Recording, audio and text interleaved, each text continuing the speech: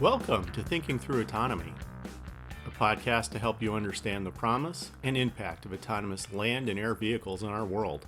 I'm Ken Dunlap, managing partner of Catalyst Go, taking you on this journey. Hear and read more at thinkingthroughautonomy.com. Now it's time to take your hands off the wheel, foot off the pedal, hand off that throttle, and let's go. Hi, we're here today with Amy Korte, president at Arrowstreet, an architecture and design firm in Boston. Amy's one of the industry's global visionaries in designing commercial buildings where driverless cars and perhaps even someday air taxis can be operated safely and efficiently. She has a master's in architecture from the Harvard Graduate School of Design, and she's the recipient of the Banker and Tradesman Award for Women in Real Estate. She joins us from Boston. Morning, Amy, and welcome to Thinking Through Autonomy. Hi, Ken. Thanks for having me. You are very welcome, and I am personally thrilled that you can be here today. You know, we always start out this podcast by trying to get to know our guests a little better. And the crack team over here, we scour social media and the press.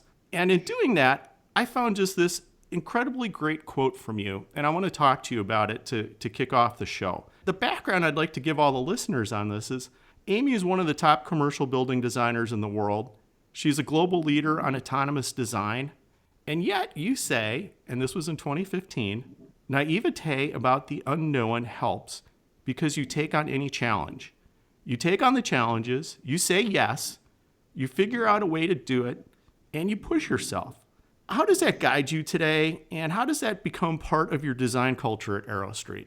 I think a lot of it is thinking about the world, thinking about how we approach design, and thinking that anything is possible, right? And so if we approach things with that open mindset, and if we approach things in a way that imagines the impossible, both through writing, through visuals, through kind of these future representations of what architecture and the city can be, then it actually does become that much closer to reality, and people can start imagining the future in a very different way when you have the right representation, the right visual, and those representations are then aligned with the scenarios and the thinking about the future that, you know, tech companies, whether it's driverless cars, whether it's augmented reality, are, you know, really already starting to think about, and we're merging those different disciplines together with architecture. When you hire folks right out of design school and they become associates at Arrowstreet, is it hard to convince them to start thinking that way, or are they at the point where that's how they're taught?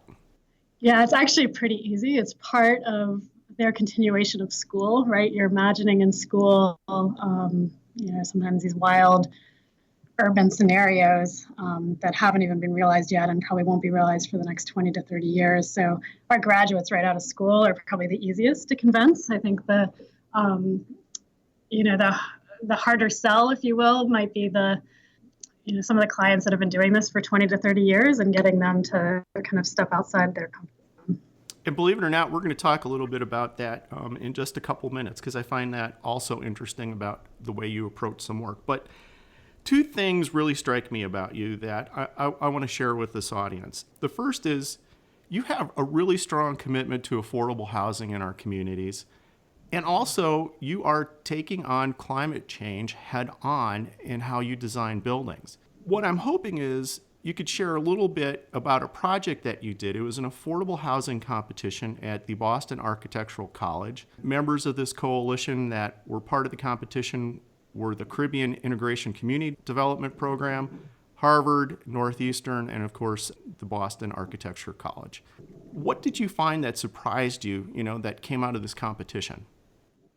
Yeah, I mean, it's a great competition. It runs every year, and it's actually a competition that is grounded in reality. So the bank that runs it basically partners with, we say, 10 to 15 community organizations and nonprofit developers who all have a project in and around the Boston area. And then you basically coach students to respond to a real world challenge around affordable housing. And so everything from financing the project to what it's going to look like, to how it's going to be constructed, and how much it will cost, how much you'll get in funding, are all evaluated as part of the competition. And so, thinking about how we approach housing, approach design in some of our more disadvantaged communities around Boston, and how we can bring an element of both design and quality in terms of the environment. You mentioned climate change, but they're really interrelated.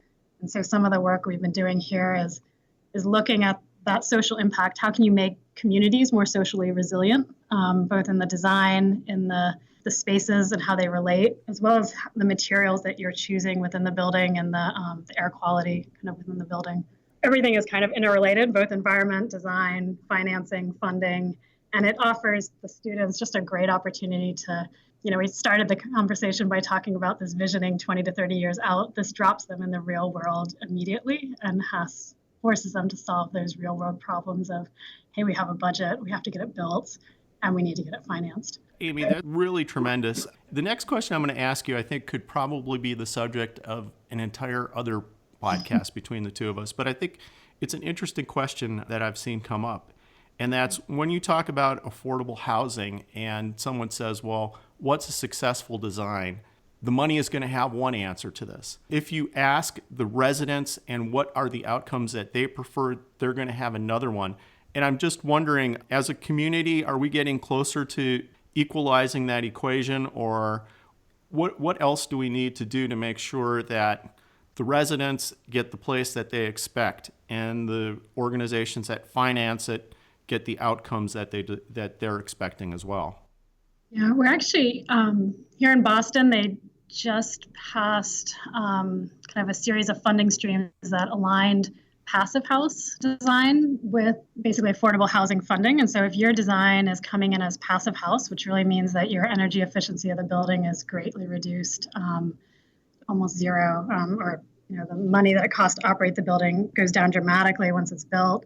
And if you're designing a building that way, you're more likely to get funding in the kind of from the federal side. So in that sense, they're aligning very well. I think the struggle remains of how do you design buildings and design communities to permanently help the families and help the residents who are living in those homes, get to the next income level, break out of the.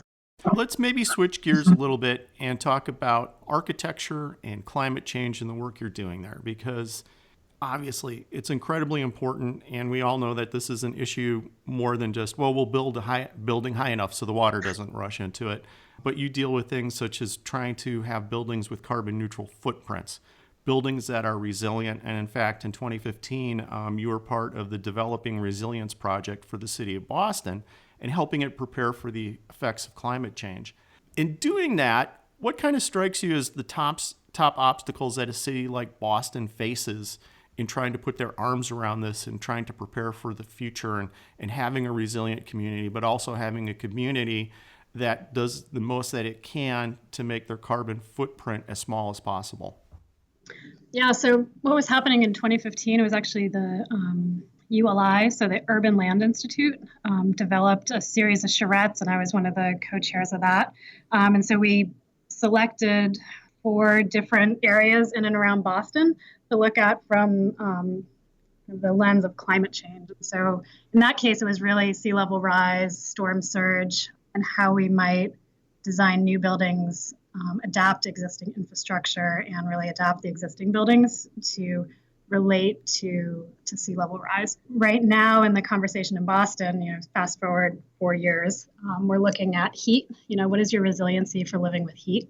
And as well as carbon free by, let's say, 2050, if not earlier, and how we look at our buildings much more holistically. And so it's not just elevating the critical infrastructure and raising it higher, but how are we designing our systems in the buildings to allow you to shelter in place, to allow kind of more natural systems to occur. And then I think what's really interesting is we're starting to map out kind of those invisible factors of air pollution. So what are those fine air particulates from the highways, and what can we do in our building facades to design them more as a filter for the air particles, the pollutants, and to minimize those effects on the impacts of the occupants of the buildings.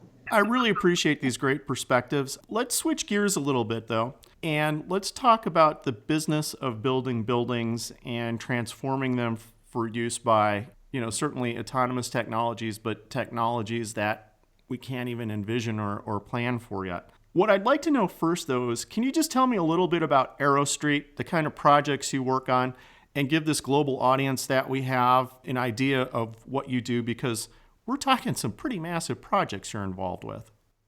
Yeah, so Arrowstreet has been around since the 1960s. I've not been around that long, but the firm has. Well, I'm not going to date myself there, but go ahead. No. We have a wide variety of work, which has really been the benefit to the practice. So a strong history of community planning, military-based planning.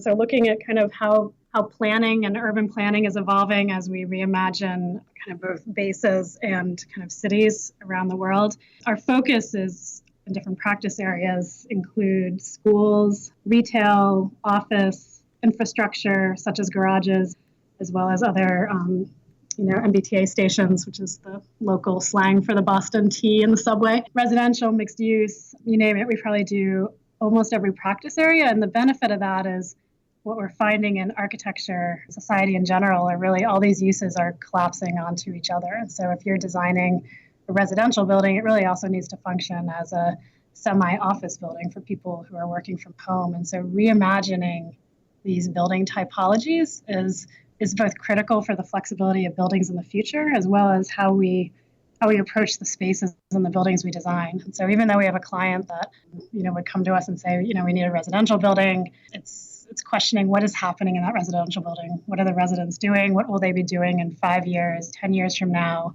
And how can those spaces adapt and shift and accommodate the different trends that we're seeing from society? I think it's really fascinating to understand all these preconceived notions that various segments of society have on what a building should be, what it should look like, how should it function. And I know that we've got a lot of legacy ideas about that. How hard do you find it is working with clients who sit down across the table from you with projects that probably range in the hundreds, if not billions of dollars, and they have an idea that may not last for 10, 20, or 30 years with all these dynamic changes? Is it tough making a sale that you need to walk away from your preconceived notions? How do you do that, Amy? Yeah, that's a great question. Sometimes it depends on the client. I think our private clients approach it with a really open mind. Even if they're selling their buildings in the next 5 years, as an investment to the person who will buy it, they want to understand how that building can adapt and continue to evolve over the next 10 years. So I'll give you one example. We're working on a building in the Seaport, 500,000 square feet, mixed use, 300 residential units. And just as one part of our presentation in how we're designing the interior spaces, typical residential building has a double loaded corridor. And so you could think of the design of that space of the corridor as very traditional, right? Paint, carpet, ceiling, lights. Or you could start to imagine how could that corridor facilitate different social connections amongst the residents. And so if you think about augmented reality, and you had Google Glass that launched a couple years ago, and eventually how our spaces are being augmented will be overlaid on our physical environments. And so we did a whole presentation to them, which kind of bracketed from the traditional, okay, here's where we are today with carpet paint, your typical, you can pattern it up like this and it looks great, and it fits into the vibe of the interiors. Or you could also begin to imagine how it evolves and how there's a lack of preciousness if you think about it evolving in 10 years and 20 years. And imagine this augmented layer on your corridor, which actually isn't that far off. Disney is talking about doing it in some of their hotels and experiences.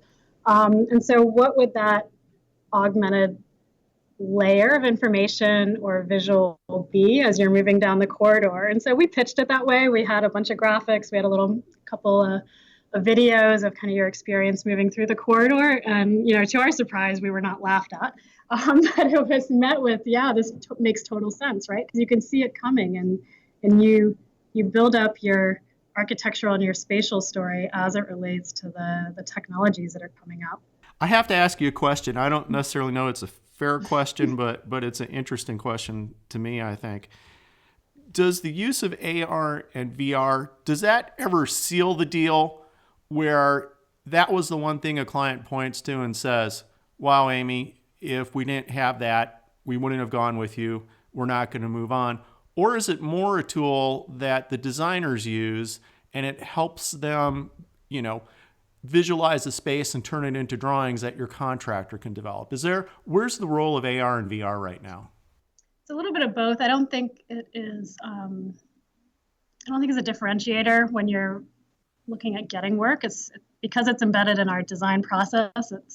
It's both helping our designers design more holistically, design to that experience that, moving through the building and the different layering of spaces that you get.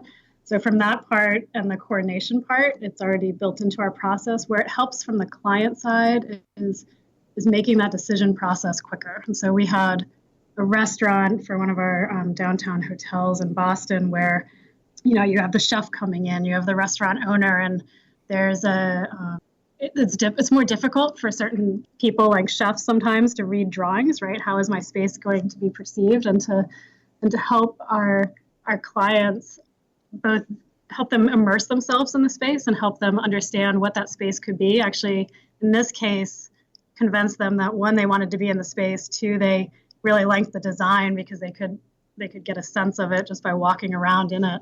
And we've done that pretty successfully, or quite successfully, in the last couple iterations that we've had. The last guy that walked out of here was on the phone immediately to his office saying, wow, that was the coolest thing ever. I was in the goggles, and I get it, right? So it's You've used HoloLens, Oculus, even Magic Leap. If you looked ahead 5 years, do you think that the winner in ARVR is going to be one of those, or is there another platform that you think is gonna trump those three? I think it's going to be something else. And I'm not an expert on which platform it is. I mean, we're designing in a way that's a little bit more agnostic to, you think about right now, it's kind of a combination of iPad, iPhone for augmented reality, plus the goggles for virtual reality. I think it'll really take off, and there'll be a tipping point when it becomes as ubiquitous as the iPhone. So whatever that means, whether it's glasses that you wear that aren't quite as dorky as the Google Glass, because for like sunglasses. I mean, hey, I'm taking my daughter to Universal this weekend, and somebody had given me those Snap spectacles. You remember those? Oh yeah, I remember that. So, as being able to capture video of her riding the roller coasters and being, swimming with the dolphins is perfect, right? I don't have to carry my phone, so they are a little dorky looking, but. But if they sell $1 billion project, who cares, right? Little quip, I think, goes to one of the things that I wanted to talk to you about, and that's the business of building buildings, because it is a business. Obviously the developers have an expectation, the investors have an expectation, the communities have an expectation. And if I'm sitting across from you at the table and I look at you and I say, Arrowstreet, I want your team to design a building for me. What are they asking for in terms of lifespan of a building? How is the building future-proofed against new technologies? What are they expecting in terms of access? What are kind of the building blocks of what you need to think about on the business end of putting a building together for a client? Yeah, those are good questions. There's the underlying assumption that it will evolve in the future, I would say, with any of our clients. And so they're not to just get it open and it's done. I think what we look at and how we approach the design is almost through a series of speculative or scenario-based planning exercises. And so, okay, we've got this space. It can function this way when it opens.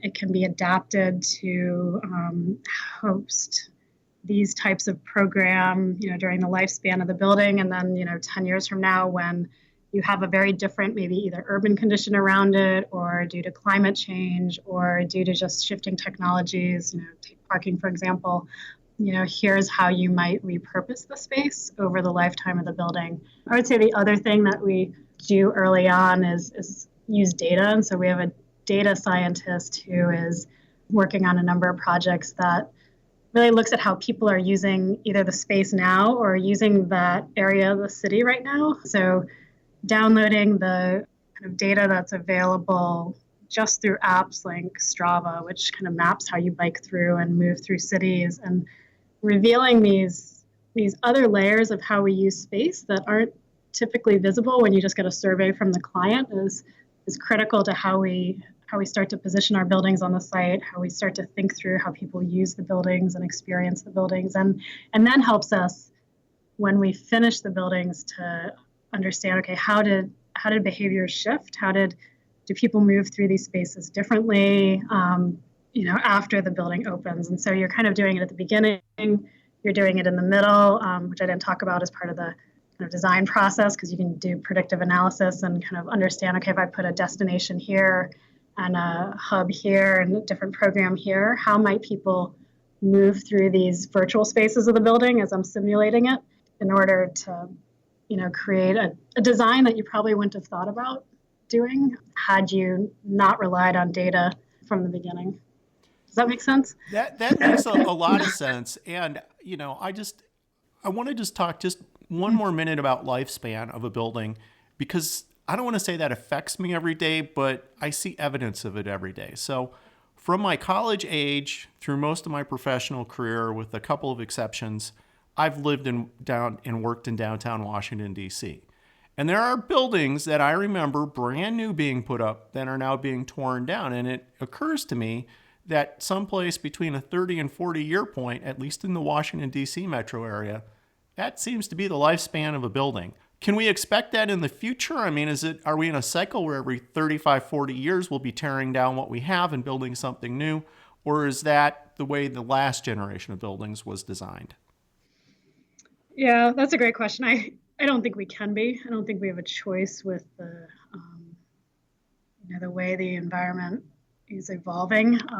We have got to do a better way at looking at the durability of the materials that we're putting in our buildings, how we're constructing them, and how we're adapting them and reusing them. So, the Congress Square project that just opened, which is a series of early 1900s bank buildings, we basically adapted, renovated the lower floors, and then added a 7-story addition on top. That's the best use and the best kind of series of examples from both the environmental climate change perspective and how we are kind of reusing our resources. I mean, if you think about the impact that just building construction alone has on the environment, it's crazy in terms of the waste that goes into the construction process, the effects of creating new buildings all the time and tearing down what is currently existing. So it's not to say it's never going to happen, but somehow as a society, we have to figure out a way around that. So Amy, that's a great segue into my last question in this segment. And that deals with the idea that if we accept that we need to have buildings resilient to climate change, that we don't want essentially disposable buildings that every 25, 30, or 40 years get torn down and rebuilt, what kind of role do you see cities playing in this? Do they have to be more aggressive in terms of zoning? Will market forces take care of this? Or what's the balance we need to shoot for?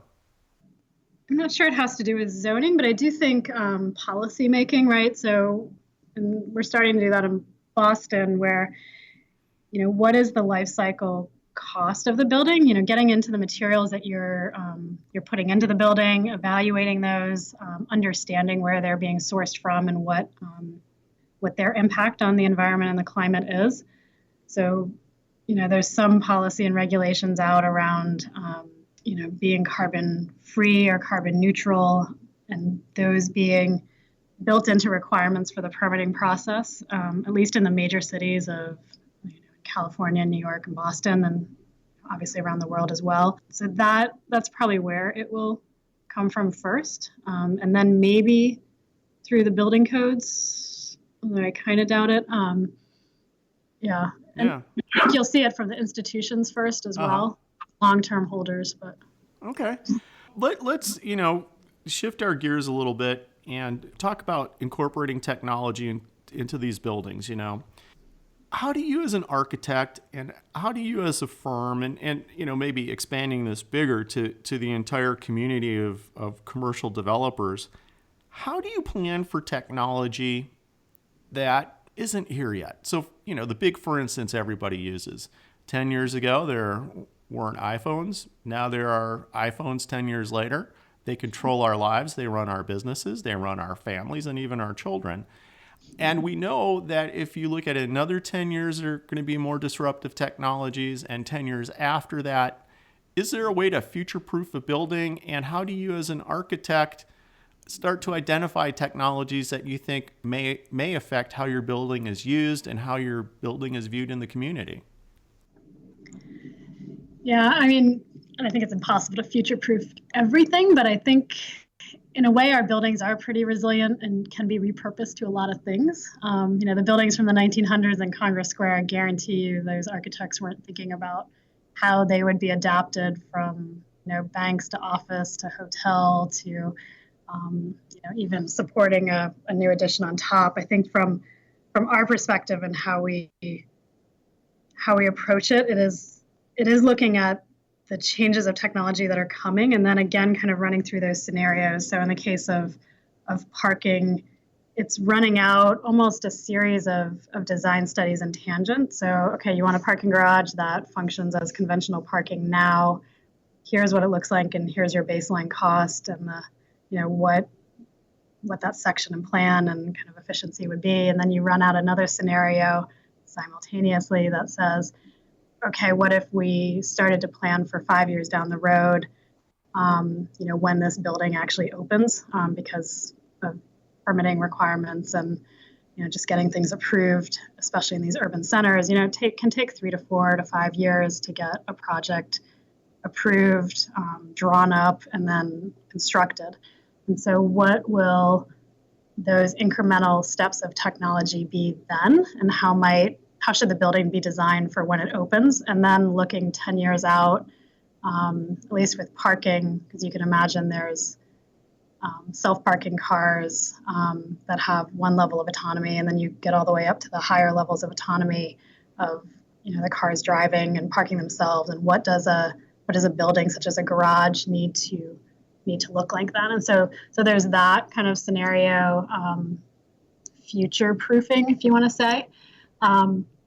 As well as looking at, okay, what if I don't need all of that parking? How could I reclaim some of those spaces in my basement or in the garage for other uses? And so what load factor do I need to design in now? And so we've run out these studies with a couple of clients, pricing it. So if I had to increase my floor to floors and get a higher structural load so I could accommodate office in a garage or hotel in a garage, what would that mean from the budget? Yeah. So this whole discussion about a driverless future, Mm-hmm.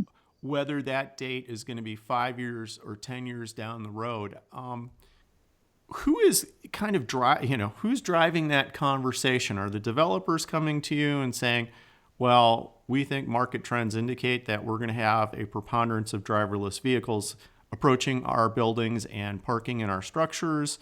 Is it you as the architect with your finger on the pulse of the technology community that drives that discussion? Is that cities who drive the discussion in particular? Who right now is driving the driverless dialogue? Nobody's driving now. I'm just kidding. Oh, okay. I walked right into that. No, it's actually, for us in Boston, it's a great mix of all three. And I think the question that our clients are asking is not, hey, driverless cars are coming, how should we design for them? But rather they're saying, hey, our residents or our office workers are not owning cars or are not driving into the city to get to these buildings or driving to the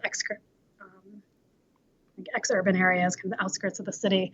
And so we don't need that many parking spaces is really what the client is saying. And so, and then we're approaching it from, okay, what happens when that required number drops even more? And so what could you do with those spaces then? And so we've then planned different retail spaces to go into the garages, different kind of commercial restaurant spaces to go into the garages. And basically it becomes a future kind of design option that they can pull out, 5 years, 10 years from now, or even possibly as soon as when the building opens, because some municipalities have a pretty high parking ratio still, even though the client, especially on the affordable housing side, knows that their residents just won't have cars.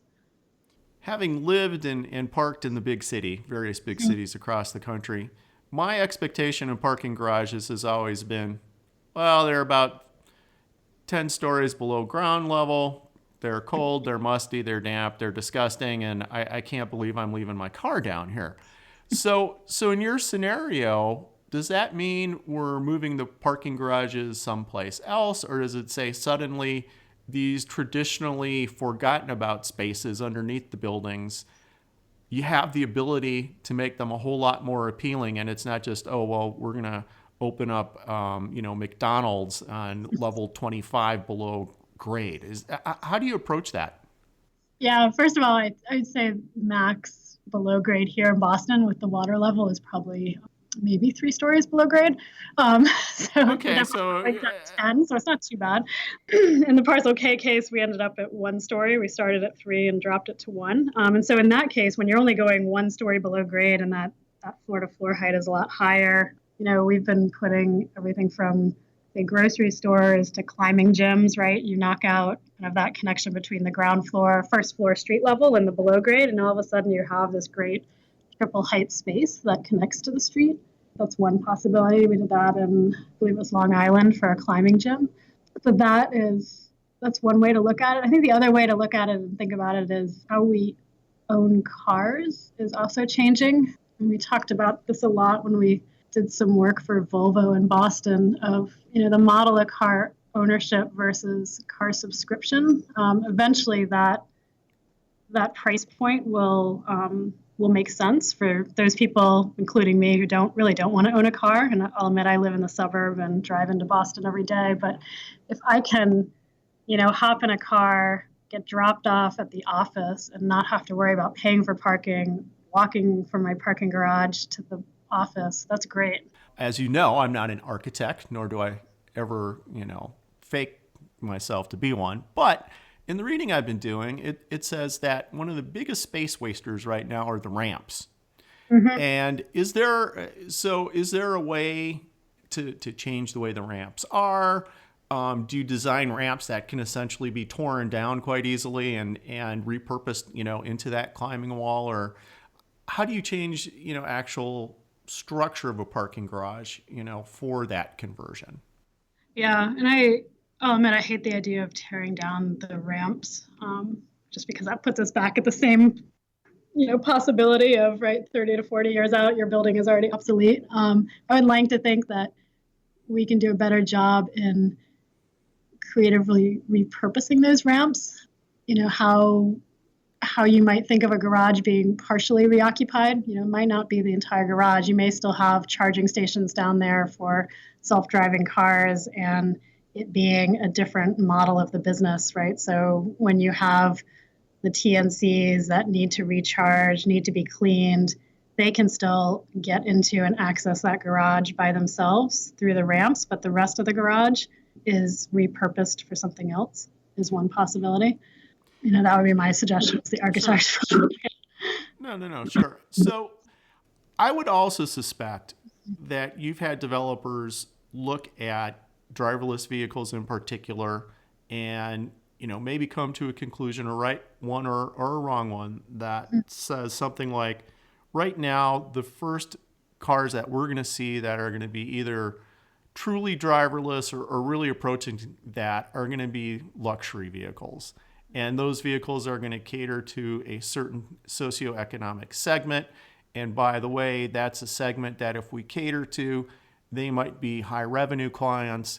Does anybody come to you and say, hey, we need a building that in the near term is going to cater to this group of people who view driverless cars as a luxury, and then morph our building, to when driverless cars become more of a mass commodity, more of, something that's available to everybody? Yeah, that's an interesting question. We've actually had the opposite effect. Really? So I was wrong.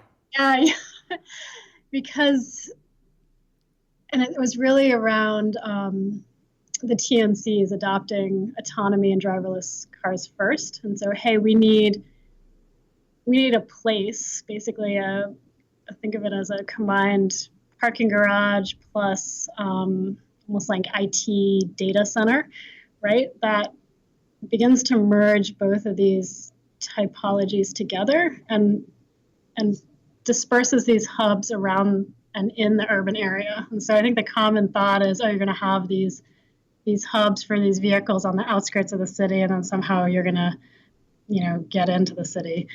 In this case, it was looking at these shared mobility solutions as being smaller facilities dispersed through maybe these underutilized pockets in the urban area or at airports, and how that whole garage could change and evolve into supporting the high electrical loads that would be needed, supporting kind of the data uploads from the cars, and supporting the cleaning and the refueling and recharging and deliveries too. If you think about the cars hosting passengers plus delivery.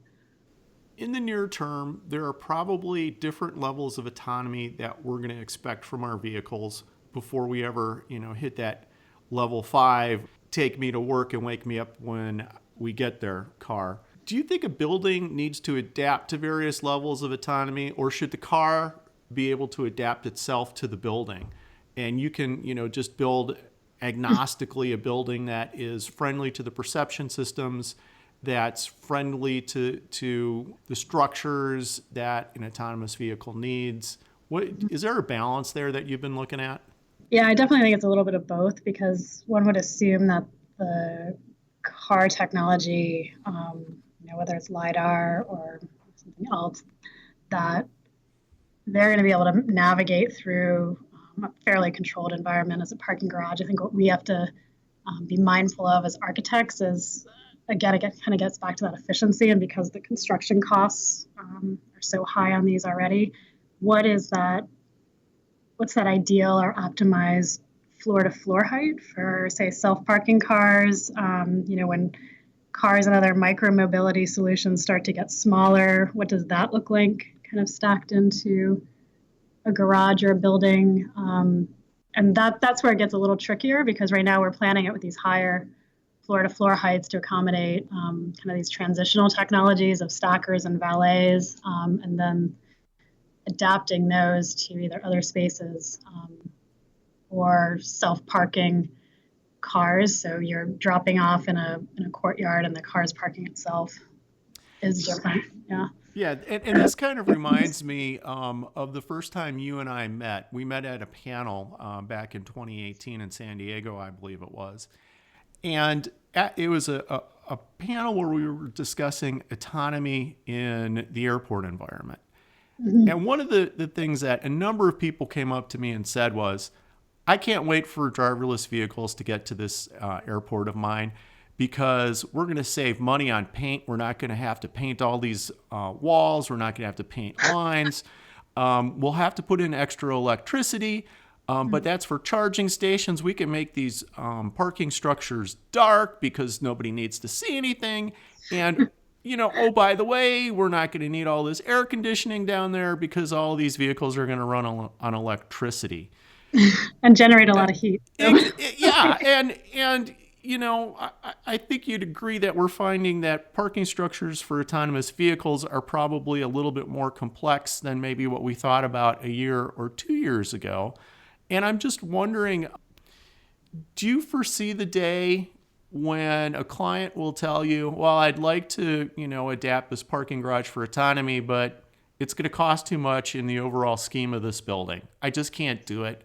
Or do you think the onus will be on the building owners to make all the design choices, to put in all the infrastructure, to make it work for those cars, because, that's the future that's heading towards us? Yeah, and we're very much in the first situation right now, where when we're costing some of this stuff out, unless that real estate is tremendously valuable, the costs are still a little bit too prohibitive to future-proof it at the beginning. And so I think in that case, it's almost like our job as architects is to bracket the options early. And so you can develop this menu of options. We can go down the path of designing the building to be, be able to adapt in the next decade, and then knowing, okay, there's going to be other technologies that are coming online. Our car's getting lighter, so maybe our loads aren't quite as much. Our car's getting smaller, so maybe it'll be slightly different. I mean, there's so many unknowns that you're revisiting probably the same series of questions 5 or 10 years from now, and solving it from that way. So I'm ultimately the optimist. Maybe it's that buildings can be adapted. Most buildings, if you've taken good care of them and have put in the maintenance on the infrastructure, that there is a solution kind of if you don't put it in right away. And let me just ask you one other thing on this topic before we close it out. And I'm just wondering, you're a person who deals with basic building materials all the time. You have to know, as an architect, you have to know concrete better than just about anybody else on the planet. You have to know about steels. You need to know about coatings. I'm just wondering, is there enough research yet where you feel comfortable as an architect to say, well, this particular blend of concrete will not be LiDAR friendly, will not be friendly to the perception system, or this brand of paint, that will be friendly. Are we there yet? Has the basic research been done that will assist building designers and architects in putting together the right materials for a building, or are we still kind of haven't really touched that as a community? I would guess to say that hasn't been talked about as much as a community. I think what is just getting talked about is, looking at concrete from that life cycle kind of carbon cost perspective as it relates back to the environment. I think.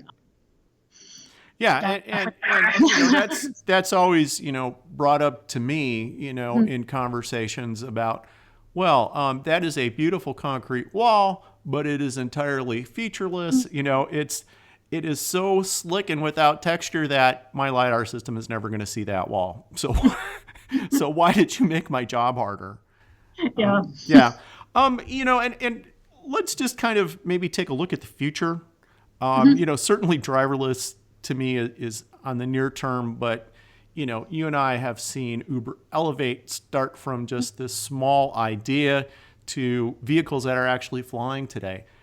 Do you think that urban air mobility, that this, low emission air travel is going to become a predominant part of designing new buildings? Or is that just are developers going to say, this building will be my hub, that building will not be my hub? Where are you hearing the scuttlebutt, as they say, when it comes to urban air mobility?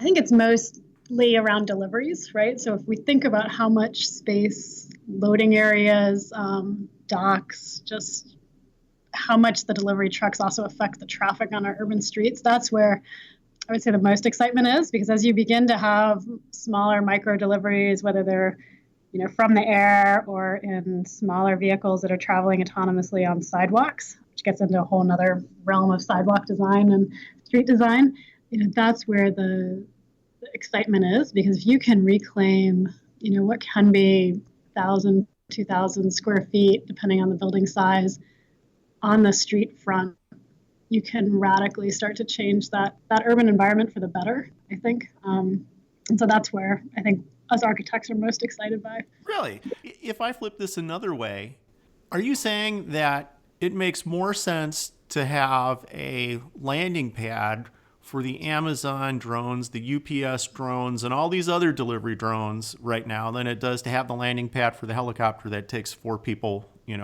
off the building and does urban air mobility? And I'm not sure if it's a landing pad solution for the drones, because again, I think they could be delivered on the street or off hours in a different way. But yeah, that's probably the near future for that, at least, in Boston. So we say that. Well, as goes Boston, so goes the rest of the world. That's what I've heard. So on that note, Amy, I want to just really thank you so much for being with us today on Thinking Through Autonomy. As always, you have provided some incredible insight.